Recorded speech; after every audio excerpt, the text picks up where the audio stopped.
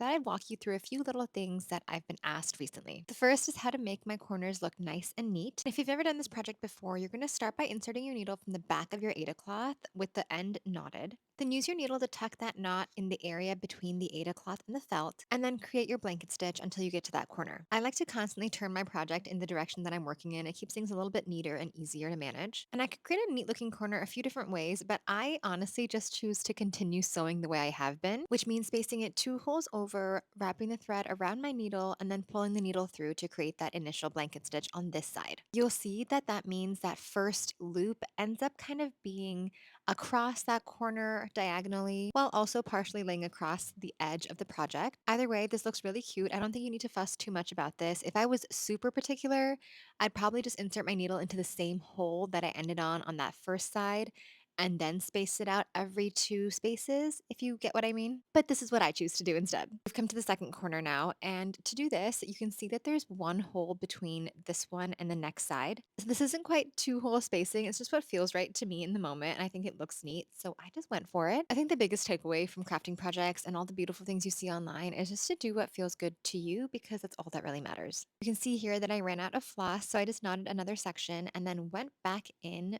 from the back of my Ada cloth just like I did from the beginning, but I came up to the same hole that I ended in. Be sure to tuck the tail away so it doesn't ruin all your beautiful work, and then just continue on doing the blanket stitch the way you have been this entire time. To end my project, I always do one last stitch going into the hole that I started from. That way there's a cohesive pattern to the floss and there's no gaping hole in that corner. Then I just slide my needle underneath a couple of loops, wrap the floss around the needle once or twice, then pull the needle through to create a tiny little knot, and then carefully slide my needle between the felt and the Ada cloth, coming back up through the felt side. That gives you just a little bit of extra security for that remaining floss that's attached to your project, and you can just trim the excess and you're good to go. I love how this one turned out. It's so bright and sunny and beautiful and just very reminiscent of summertime. Let me know what you think, and I'll see you soon.